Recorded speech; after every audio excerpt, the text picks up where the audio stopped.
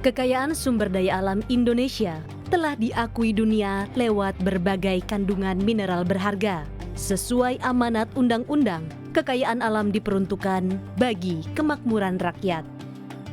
Oleh karenanya, hilirisasi jadi ambisi pemerintah agar nilai tambah produk meningkat dan industri domestik kian kuat yang pada akhirnya membawa Indonesia menjadi negara maju. 2017 ekspor nikel kita tercatat hanya 3,3 miliar US dollar. Pada tahun 2021 ekspor kita dari komoditas hilirisasi nikel sudah mencapai 20,9 miliar US dollar.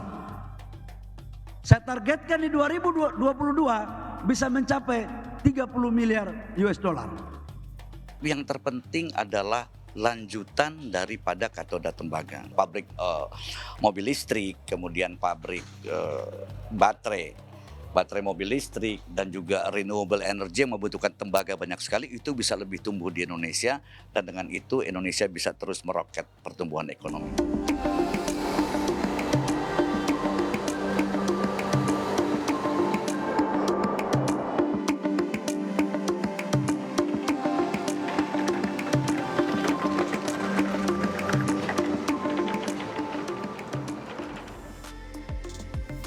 Hilirisasi menjadi kunci transformasi negara berkembang menjadi negara maju. Dengan hilirisasi tercipta pertumbuhan ekonomi, lapangan pekerjaan, dan peningkatan pendapatan negara. Nah, seperti apa semangat mahasiswa di Makassar menyambut era hilirisasi? Simak liputan saya dalam rangkaian orasi ilmiah di hari keempat PT Freeport Indonesia bekerjasama dengan Kementerian Investasi berikut ini.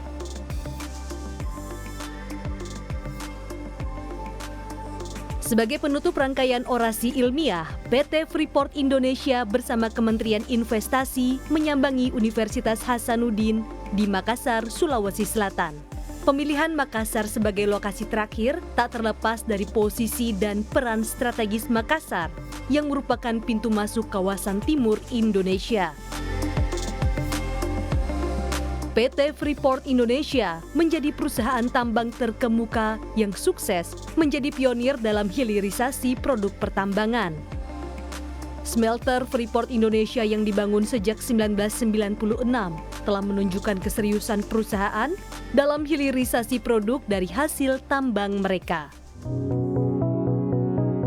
Berdasarkan data Kementerian Investasi, hilirisasi industri terbukti berkontribusi besar dalam pertambahan nilai produk. Salah satu contohnya adalah biji nikel yang telah dilarang ekspornya sejak 1 Januari 2020. Peningkatan nilai ekspor dari hasil produk pengolahan nikel meningkat tajam. Konsep pengolahan inilah yang juga diterapkan pada penambangan tembaga di Freeport Indonesia. Hasilnya, bisnis Freeport telah memberikan manfaat ekonomi besar, salah satunya penerimaan negara, mulai dari pajak, dividen, hingga penerimaan negara bukan pajak. Manfaat langsung dari tahun 1992 hingga 2021 telah mencapai 23,1 miliar dolar Amerika Serikat. Saat ini Freeport Indonesia telah memiliki rencana penambangan jangka panjang dengan potensi manfaat langsung bagi pemerintah 80 miliar dolar Amerika Serikat hingga 2041.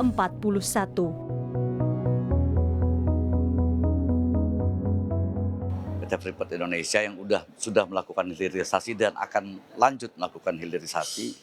Tadi saya sampaikan bahwa sekarang kan 40% sudah diproduksi menjadi katoda tembaga konsentratnya. Nanti begitu smelter kedua ini akan selesai, akan 100% bisa diolah semuanya di dalam negeri, termasuk juga untuk pengolahan pemurnian emas dan peraknya yang akan bisa dilakukan di dalam negeri. Proses pengolahan biji tembaga menjadi konsentrat tembaga itu sudah mencapai nilai tambah 95%. Menjadi katoda tembaga itu bertambah lagi 5%. Dalam orasi ilmiah serta sesi tanya jawab yang ada di dalamnya, Menteri Investasi Bahlil Lahadalia terus menekankan urgensi hilirisasi industri sebagai transformasi ekonomi menuju Indonesia menjadi negara maju. Adapun Presiden Komisaris PT FI Richard Arkedson membeberkan kontribusi PT Freeport Indonesia dalam industrialisasi.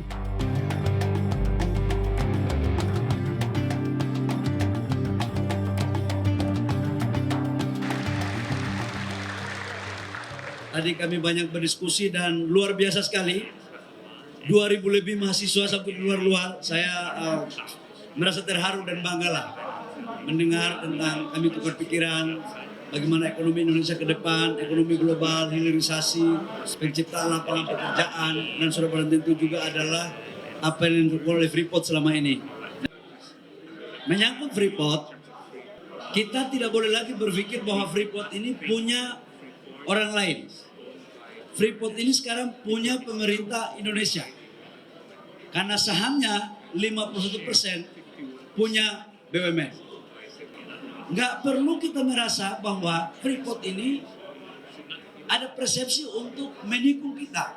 Karena 98% pegawainya sudah dari Indonesia, dan Pak Tony sebagai Presiden Freeport ini orang yang sangat nasionalis. Dan pelaksananya juga sudah anak-anak Indonesia sendiri. For this year, we're meeting our production plans.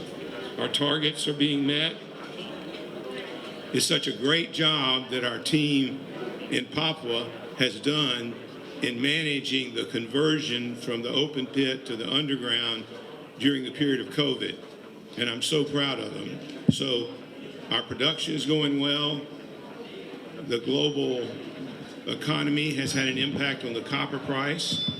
It's lower today than it was going into this year, and the future will be what the future will be. Kelugasan dan kepiawaian penyampaian materi oleh para narasumber membuat peserta orasi memahami pentingnya hilirisasi dengan kearifan lokal demi transformasi ekonomi Indonesia. Mereka tak hanya bangga atas visi ini, tetapi juga optimistis Indonesia akan mampu menjadi negara maju berkat hilirisasi.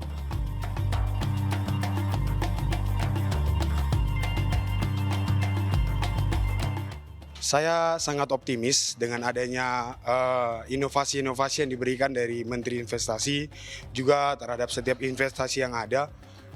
Saya sendiri selaku orang Papua sangat bangga dengan adanya investasi PT Freeport ini, bahkan bisa membantu infrastruktur bahkan pendidikan yang ada di Papua. Sekarang kalau kita bicara hilirisasi, itu adalah salah satu transformasi yang sangat nyata, karena bertahun-tahun Indonesia melakukan ekspor tanpa nilai tambah. Sebagai seorang bangsa Indonesia, seharusnya kita optimis terhadap hilirisasi sebagai salah satu solusi untuk Indonesia lebih maju ke depannya.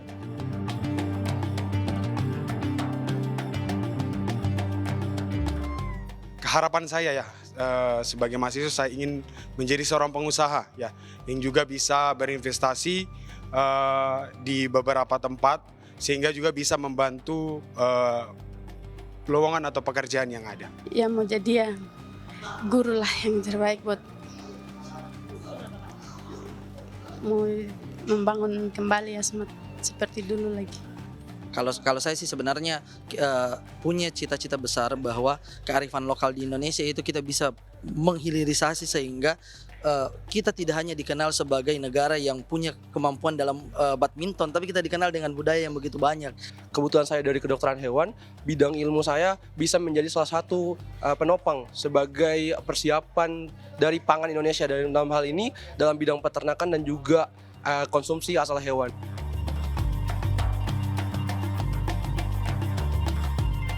Dari kampus ke kampus saya telah mengikuti orasi ilmiah yang dipandu dua narasumber hebat. Orasi ilmiah ini menciptakan ruang-ruang diskusi dengan argumentasi yang mencerahkan segenap civitas akademika di kampus. Mereka semakin memahami transformasi ekonomi lewat hilirisasi dengan kearifan lokal yang perlu kolaborasi dari semua pihak, termasuk mahasiswa, sebagai penerus generasi bangsa.